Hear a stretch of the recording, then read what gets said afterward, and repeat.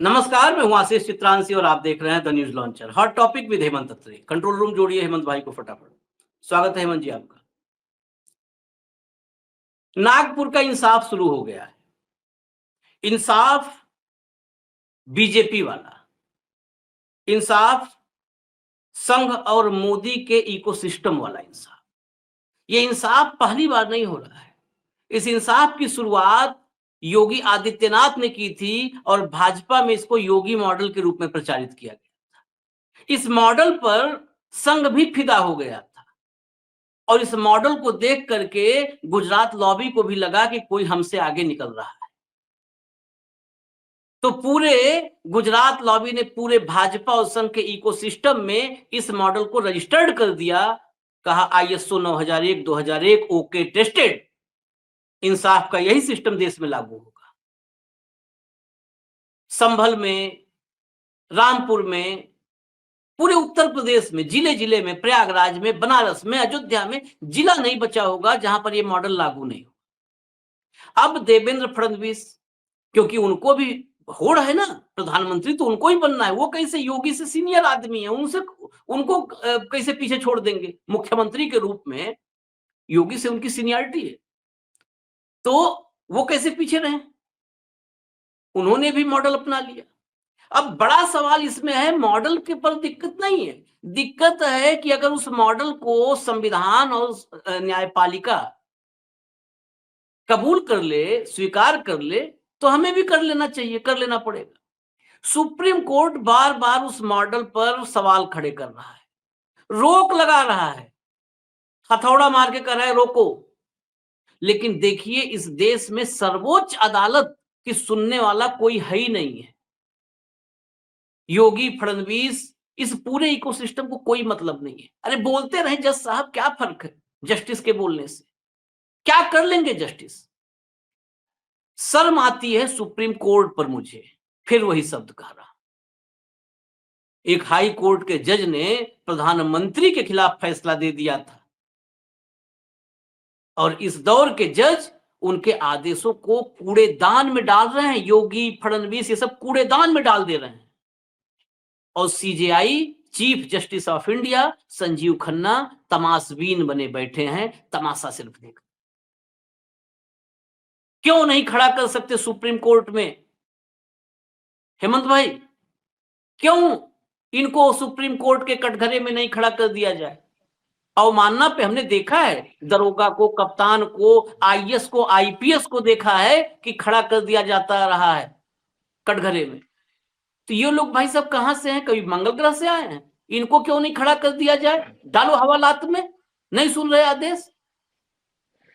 आशीष भाई नमस्कार, आपको सारे दर्शक साथियों को। देखिए, बेहद चिंता की बात, और आपने बिल्कुल ठीक कहा कि शर्म की बात है कि सुप्रीम कोर्ट के, ये ऐसे नहीं है कि उन्होंने कोई टिप्पणी की थी। सुप्रीम कोर्ट ने 13 नवंबर 2024 को विस्तृत दिशा निर्देश दिए थे और ये स्पेसिफिकली कहा था कि क्योंकि सुप्रीम कोर्ट है तो ये दिशा निर्देश पूरे देश के अंदर लागू होंगे। किसी एक स्टेट स्पेसिफिक नहीं था। वो इश्यू एक स्टेट का हो सकता है, लेकिन वो डायरेक्शंस पूरे देश के लिए थी।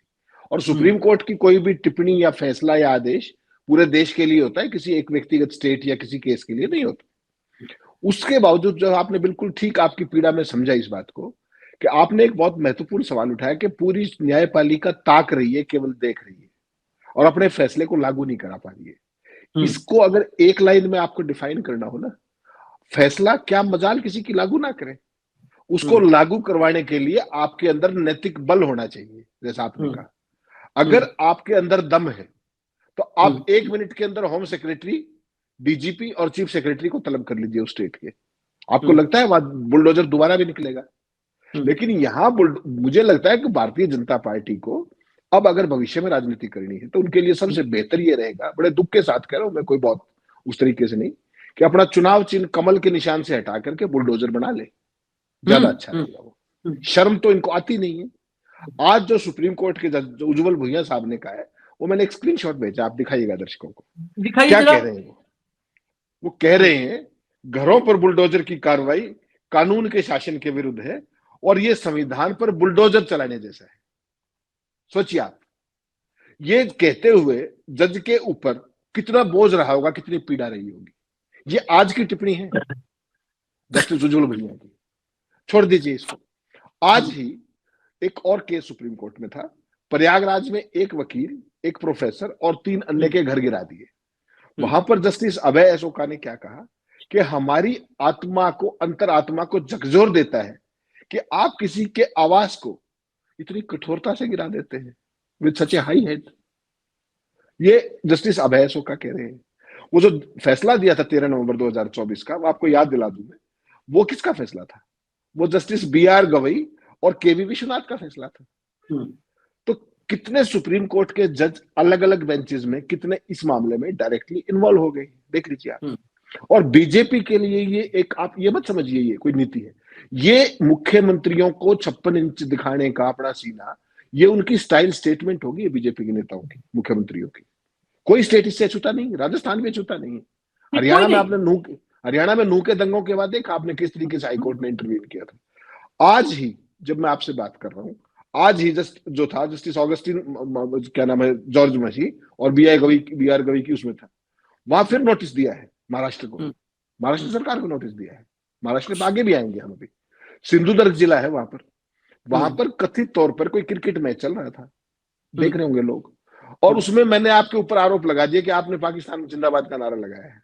बस केवल ये नारा लगाया मैंने, क्या आशीष चित्रांशी ने पाकिस्तान जिंदाबाद का नारा लगाया है? क्या हुआ आपको पता है? उस व्यक्ति का घर, जो कथित आरोप है, कोई सबूत नहीं है, कुछ नहीं है, कहीं कोर्ट में कुछ नहीं हुआ, उस व्यक्ति का घर, उस व्यक्ति की दुकान गिरा दी गई। ये सिंधुदुर्ग का आज सुप्रीम कोर्ट में था ये केस, आज ही प्रयागराज वाला केस था, एक दिन के अंदर। और तीसरा सुनेंगे तो आप स्तब्ध रह जाएंगे। अभी नागपुर के दंगे होके हटे, अभी औरंगजेब की कब्र आप कोशिश कर रहे थे तलाशने की, ढूंढने की, उस पर सारे देश में जो कुछ हुआ, वहां पर भी आज जो उसका कथित तौर पे मुख्य आरोपी जो पुलिस ने बनाया है, उसका भी घर गिरा दिया गया है। उसका कोई आरोपी है, कोई फहीम करके, उसका भी घर गिरा दिया गया। औरंगजेब कब्र विवाद का मुख्य आरोपी है, जो दंगे हुए वो सारा हुआ। सोचिए आप, अभी तक तो दंगे थे, उसके बाद कर्फ्यू था, फर्स्ट अवेलेबल अपॉर्चुनिटी पे उसका घर गिरा दिया गया। और सुप्रीम कोर्ट ने अपने फैसले में नवंबर में क्या कहा था कि किसी का घर आप यूं ही नहीं गिरा सकते। कोई भी कितना ही बड़ा आरोपी हो, अपराधी हो, अपराध साबित होने के लिए संविधान में एक लेट डाउन प्रोसीजर है, उसके हिसाब से अदालतें तय करेंगी। आप ये कंगारू कोर्ट कैसे लगा सकते हैं कोई भी सरकार? मैंने आशीष चित्रांशी पे आरोप लगाया, आपका घर गिरा दिया, बात ही खत्म होगी, जाइए आप। आज सुप्रीम कोर्ट ने दोबारा से फिर नोटिस दिया है उधर। मेरा सवाल ये है कि अगर मान लीजिए मैं होता वहां पर, अगर एक भी ऐसी घटना होती है तो उस स्टेट के जो भी जिम्मेवार टॉप ऑफिसर्स है, कंटेम्प्ट का नोटिस इमीडिएटली दे देना चाहिए, क्योंकि सुप्रीम कोर्ट का तो लेट डाउन, कंटेम्प्ट का नोटिस दीजिए, ये सब नहीं नोटिस वोटिस खेलना, जवाब दीजिए, अंडरटेकिंग दीजिए। I am strictly against it. ये एक रेड टेपिज्म है खास तरीके का, लाल फीताशाही है ये। मैं आऊंगा, वो करूंगा। मैंने आपको आके दिखाया साहब, मेरा घर गिरा दिया, झूठ तो कोई बोल नहीं सकता है, और मैं झूठ बोलूंगा तो उसका भी कानून में प्रावधान है। लेकिन जब सुप्रीम कोर्ट का लेट डाउन प्रोसीजर है कि इतने दिन का क्लियर नोटिस चाहिए, सारी बात चाहिए, और उसके बावजूद भी अपराधी को तो आप मकान कैसे गिरा दोगे? अकेला अपराधी थोड़ी रहता है उस घर में, उसका परिवार है, उसके बच्चे हैं। और एक केस में तो ये हुआ कि जिस अपराधी का घर गिराया गया है, वो घर उसके नाम था ही नहीं, उसकी पत्नी के नाम था। इसमें भी वही है, इसमें भी फहीम की पत्नी के नाम पे घर है, जो नागपुर वाले में। बताइए आप, अपराधी मैं हूं, सजा आपको मिल रही है या किसी परिवार वाले को मिल रही है, सारे बच्चों को मिल रही है। आपने क्या बना दिया इस देश का यार? ये कंगारू जस्टिस हो रहा है क्या? और आपने बिल्कुल ठीक कहा कि सारे ताक रहे, देख रहे। सुप्रीम कोर्ट अब भी नोटिस खेलेगा। जब एक लेट डाउन प्रोसीजर बना दिया, एक स्पीकिंग ऑर्डर पास कर दिया, पूरे देश के पास चला गया, मौके की तलाश में रहते। आपने बिल्कुल ठीक कहा कि प्रधानमंत्री सबको बनना है, पहली बार का MLA हो मुख्यमंत्री बन गया, उसके भी मन में, क्योंकि कोई भी बन सकता है ना भाई, जिस तरह का माहौल बना दिया गया। तो बुलडोज, आपने देखा उत्तर प्रदेश के मुख्यमंत्री कितने खुश होते हैं जब किसी राज्य में चुनाव प्रचार में जाते हैं, और उनकी बुलडोजरों से स्वागत होता है, बुलडोजरों से सलामी दी जाती है, बुलडोजरों से माला डाली जाती है। सोचिए आप, क्या कोई ऐसी विध्वंसक राजनीति, बुलडोजर सृजन का प्रतीक है या विध्वंस का प्रतीक है? क्या प्रधानमंत्री, क्या गृह मंत्री, क्या इन मुख्यमंत्रियों की बेसिक समझ को भी क्या हो गया भाई? विध्वंस आपकी स्टाइल स्टेटमेंट है, और फिर भी आप जीत रहे हैं चुनाव। और ये देश की जनता देख रही है, देश की जुडिशरी देख रही है, देश की एग्जीक्यूटिव करवा रही है इसको, नगर पालिका, नगर निगम, जो भी करवा रहा है। तो कहां चला गया संविधान आपका? Where is your constitution, where is rule of law? और पूरे देश में किसी को समझ में ही नहीं आ रहा। तो सबसे बड़ी चिंता की बात है, वो चिंता की बात समझिए आशीष भाई, क्या ये इतना आसान नहीं है ये चीज करना। मैं एक इसके टिप्पणी पीछे कर तो दूं, मैं एक टिप्पणी कर दूं, थोड़ा अपने अपने खिलाफ, अगर मुझे खिलाफ किसी कार्रवाई करनी हो तो उनका रास्ता प्रशस्त कर दूं। ये सब पता है क्यों चला रहे हैं? नरेंद्र मोदी कोई घर नहीं है, घर कभी बनाया नहीं, पीड़ा क्या जाने, क्या जाने, जाके पांव न फटी बिवाई, वो का जाने पीर पर आई। जिसका पांव नहीं फटा, पांव फटता गांव पहले एड़िया फटती, तो जाके पांव न फटी बिवाई, वो का जाने पीर पर आई। घर बनाया हो कभी तो बता दें कि हमने घर बनाया था, कभी उस पर धक्का लगा हो। घर बनाने वाले जब एक ईंट सड़क जाती है ना, तो उसके दिल से पूछो। योगी आदित्यनाथ घर बनाया है? पूछ ले आप, कोई बता दे मुझे। वो तो बना बनाया पीठ था, उस पीठ का साम्राज्य था, पीठ नहीं, पीठ का साम्राज्य है। पीठाधीश्वर है, आए पहले शिष्य थे, शिष्य से पीठाधीश्वर हो गए। घर जब बनाया हो तब ना, घर जब बनाया हो, या तो घर बनाया नहीं, और या तो बना बनाया घर इस्तेमाल कर रहे। ये घर नहीं बनाए हैं ये। आशीष और भाई, यही इसीलिए मैं कहता हूं एक आंकड़ा जारी करना चाहिए हेमंत भाई, कि ये प्रधानमंत्री आवास करते हैं कि हमने इतने बांटे, कितने बांटे और कितने गिराए। तोड़े, कितने गिराए, ये आंकड़ा जारी होना चाहिए। और कब तक ये खामोशी? अगर इसे हम एक लाइन में मैं आपसे समझना चाह रहा हूं, इसे तानाशाही नहीं कहेंगे तो और किसे कहेंगे? ये नहीं क्या बिल्कुल, प्योर पुलिस स्टेट क्या होता है? जरा पुलिस स्टेट और तानाशाही क्या इसी कहते हैं क्या? जरा बताइए। ये यही कंगारू न्याय होता है। कंगारू हम्म, न्याय क्या होता है कि आपने दरबार सजाया और मैं आपको सूट नहीं करता, मैं आपको खटकता हूं, था कह दीजिए, हम्म, भेज दीजिए बुलडोजर। कौन सा हम्म, नोटिस?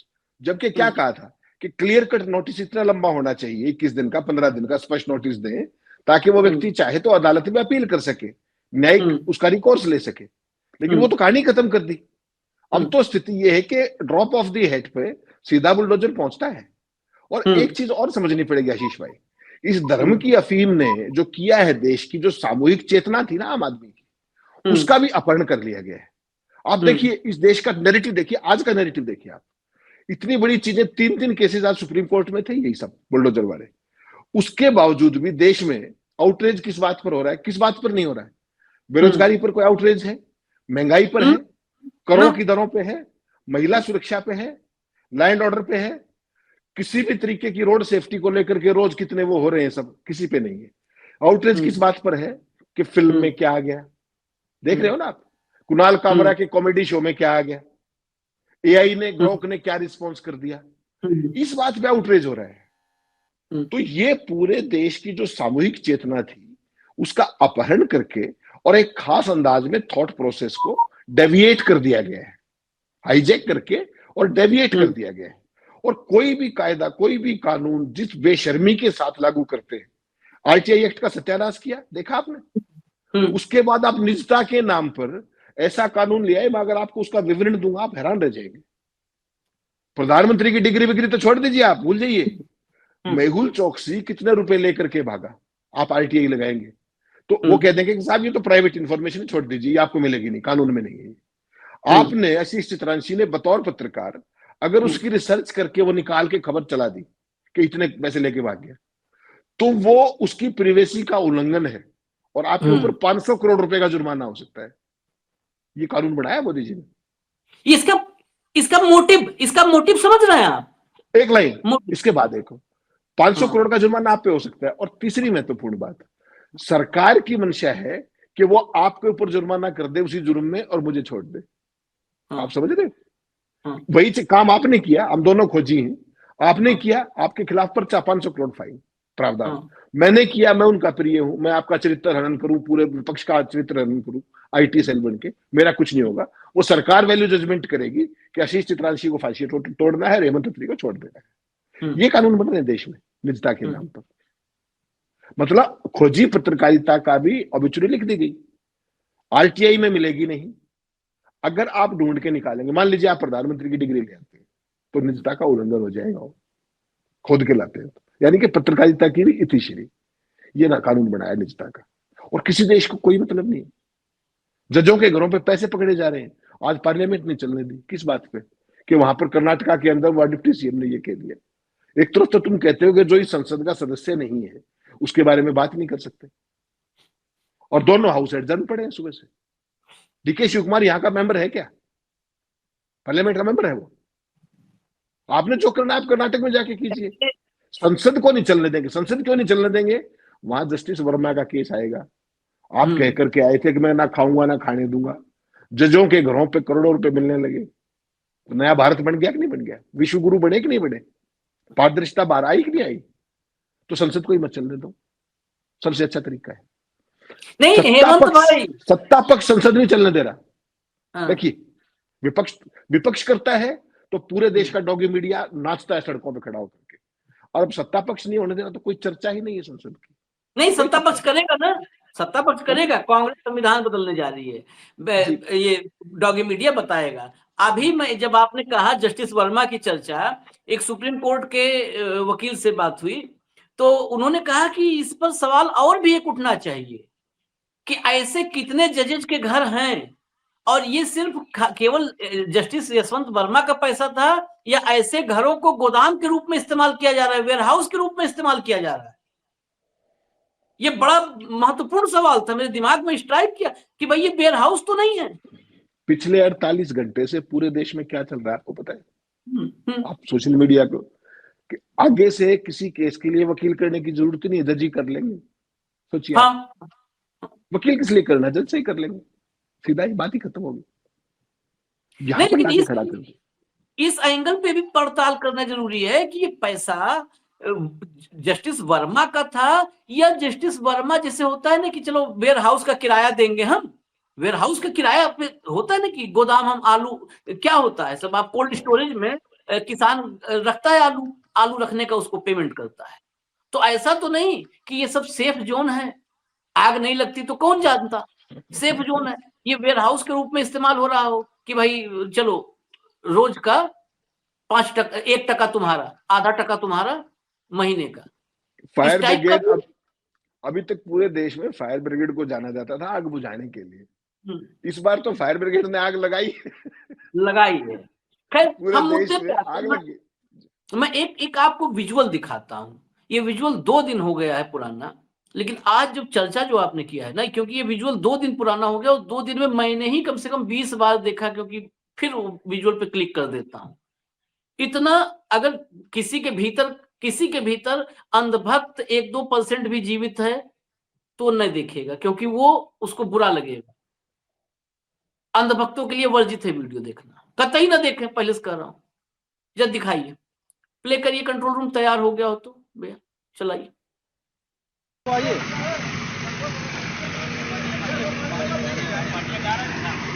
अबे यार हैंडपंप तो है। अच्छा मट्टी डलो, इसमें पकड़ लेगा। आप रुक जाइए, रुकवा लीजिए, फिर रुकवाइए।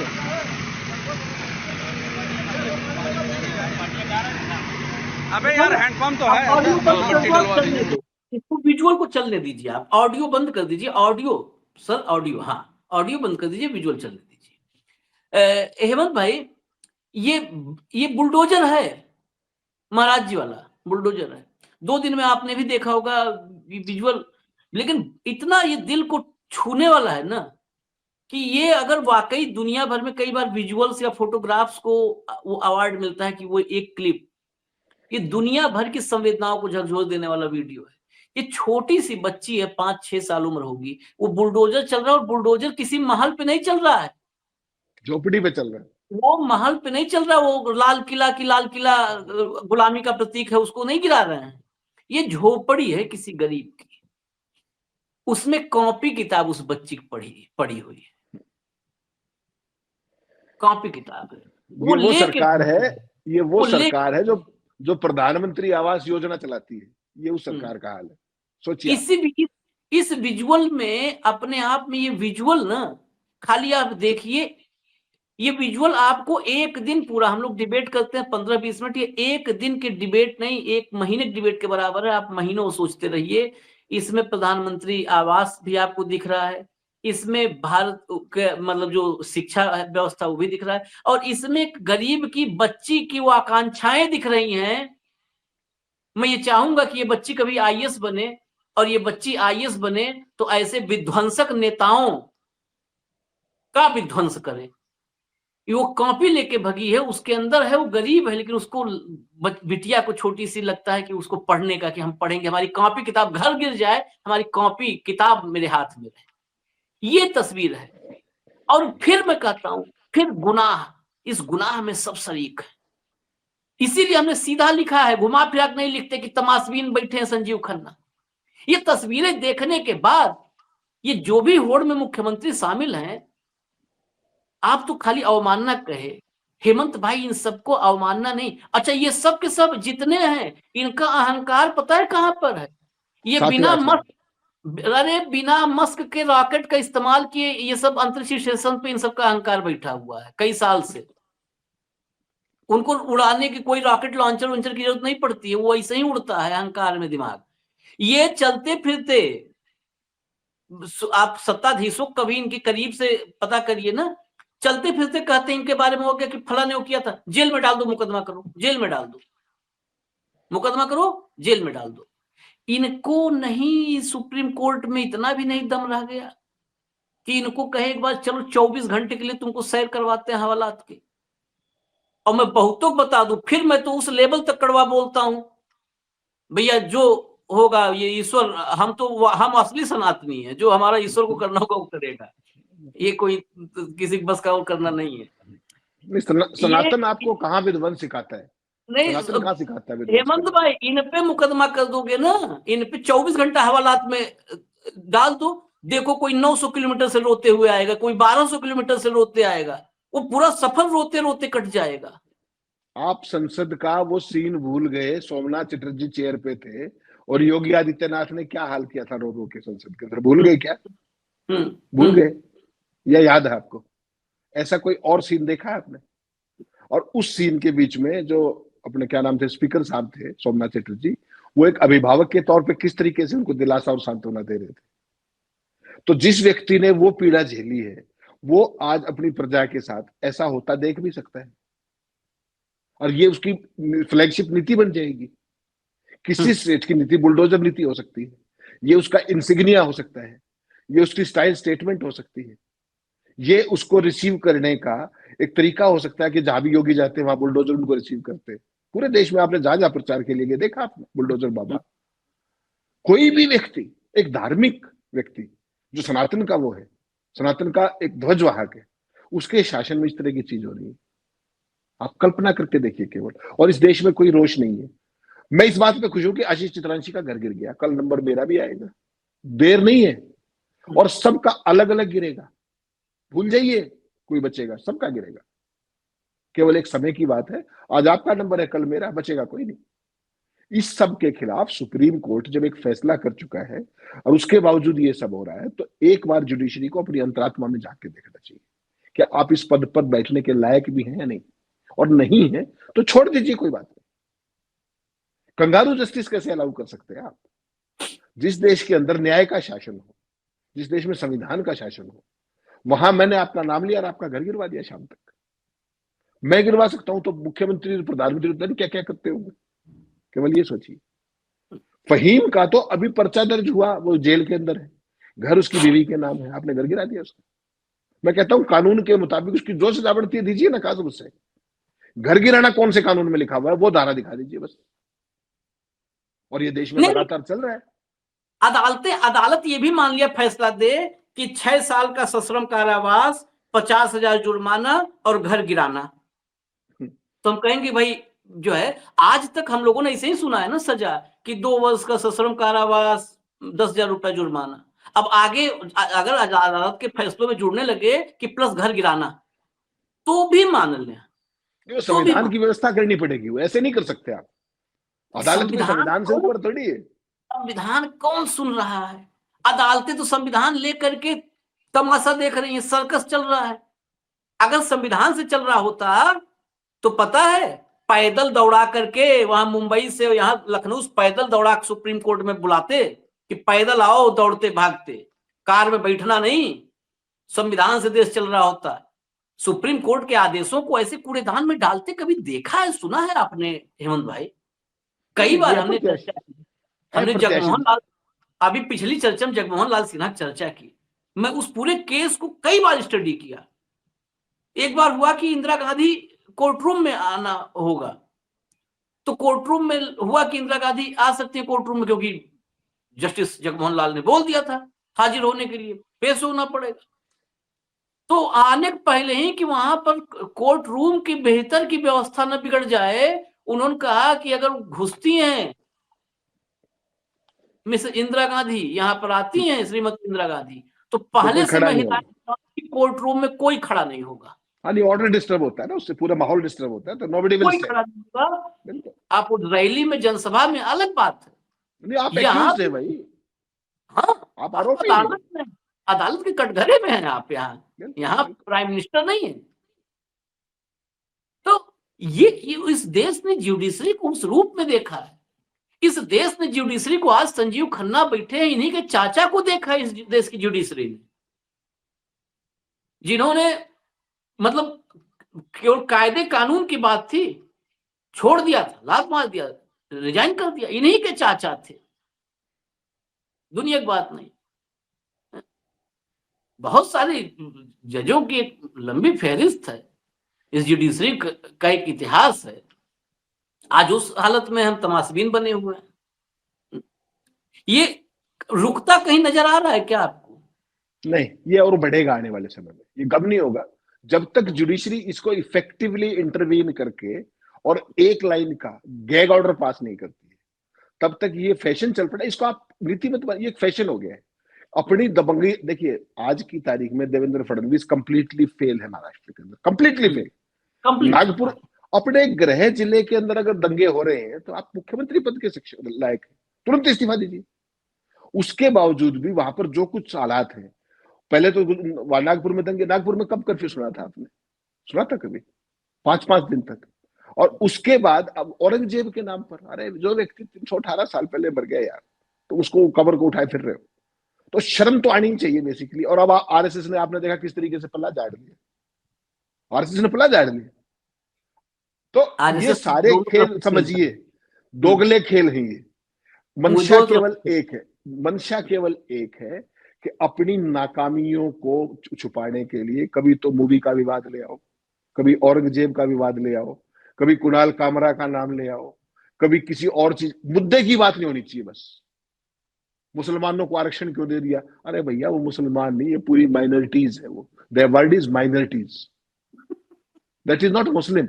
आप पढ़िए उसको, लेकिन कौन पढ़ेगा? अब मुझे ना आपको गलियां देने लग जाएंगे, हम मुस्लिम परस्त हैं। तो वो सवाल नहीं है। पूरे देश में मैंने बताया कि किन किन मुद्दों को छोड़ करके किन बातों पर बहस हो रही है। ये देश का जो माइंड है उसको एक खास तरीके से विशिएट कर दिया गया है, उसमें जहर के इतने डीप इंजेक्शन दे दिए हैं, इसको बाहर आने में बहुत समय लगेगा। और ये जो प्रशासन जो ये लोग कर रहे हैं ना, अगर आप छोड़ दीजिए, मुख्यमंत्री को बुलाने की तो औकात नहीं बची किसी जुडिशरी की, वो तो छोड़ दीजिए। अगर उस स्टेट के टाउन एंड कंट्री प्लानिंग के जो हेड है फाइनेंशियल कमिश्नर, उसको बुला के 10 दिन के अंदर कर दो, कोई तेरे आज ये हो रहा है, 10 दिन के लिए अंदर कर दो, बस समझ में आ जाएगा। उस स्टेट के अंदर आप डिमोलिशन करा के दिखा देना, मुझे हो जाएगा। मैसेज ऊपर से नीचे जाता है, नीचे से ऊपर नहीं जाता। जो हेड है उसको बुलाइए, जिसने पुलिस फोर्स प्रोवाइड। वो बच्ची का फोटो देखिए आप, मतलब आप सोचिए, दहला देता है। ये छोटे छोटे बच्चे किस लिए घर गिरा रहे भाई? क्या व्यवस्था होगी उसकी वैकल्पिक? उसका तो बचपन में उसने ये देख लिया, वो जीवन में सामान्य हो पाएगी? आज कोई मेरा और आपका घर गिराने आ जाए, उसके संस्मरण लाइफ में माथे से निपट हट जाएंगे क्या? कभी कभी नहीं। तो ये कायरों का देश बनाने जा रहे हैं कि सरकार जो चाहे हमारे साथ कर दे, हम झेल लेंगे। जुडिशरी भी देख रही है, हाथ पे हाथ धरे बैठी है, ब्यूरोक्रेसी नतमस्तक है। बहुत ही दयनीय स्थिति में देश को लाके खड़ा कर दिया है। इस पर पीढ़ियां रोएंगी। मैं फिर कह रहा हूं, लम्हों की खता और सदियों की सजा, उस दिशा में हम बढ़ चुके हैं। आपने हरियाणा में देखा, नूह के अंदर देखा आपने, वहां भी हाईकोर्ट के इंटरवेंशन से ही रुका। राजस्थान में देखा आपने, पहला रिएक्शन ये होता है कि जहां मुस्लिम दिखा नहीं वहां पे बुलडोजर चला दो। बेसिकली वही बात, यही आखिर यही है अगर बुलडोजर चलना था नागपुर में तो सबसे पहले वो राणे के घर पे चलना चाहिए था, जिसने तेल लाया, जिसने माचिस लाई। तेल माचिस का मतलब जिसने वहां पर ये सारा जो हिंसक उकसाऊ भाषण ही बात होती है ना, किसने शुरू किया? और टी राजा सिंह आके गाली दे रहा था भाई धर्म विशेष को, उसका घर गिराओ ना, उस पे लागू ना नहीं है। उन पे लागू नहीं, बस नाम दिखना चाहिए आगे। और हकीकत यह है, आखिर में फिर कहेंगे, बहुत आपने अच्छा कहा कि अफसरों को ही सही, वो जो बच्ची कॉपी लेके भाग रही थी ना, उससे ज्यादा बेबस अगर मुझे कोई नजर आ रहा है तो इस देश की जुडिशरी नजर आ रही है, सीजेआई नजर आ रही है। उस बच्ची में इतना करेज था कि बुलडोजर बढ़ रहा था, वो अपनी कॉपी कलम लेके तो भाग पाई। यहाँ देश के न्यायपालिका में तो संविधान को बुलडोजर जब रौंद रहा है, देश के संविधान को बुलडोजर रौंद रहा है, लेकिन कह तो दिया जज ने, जज ने बोला है, हाँ जज ने जज ने बोला बोला। लेकिन बेबसी मैं और आप थोड़ी देखिए कह रहे हैं।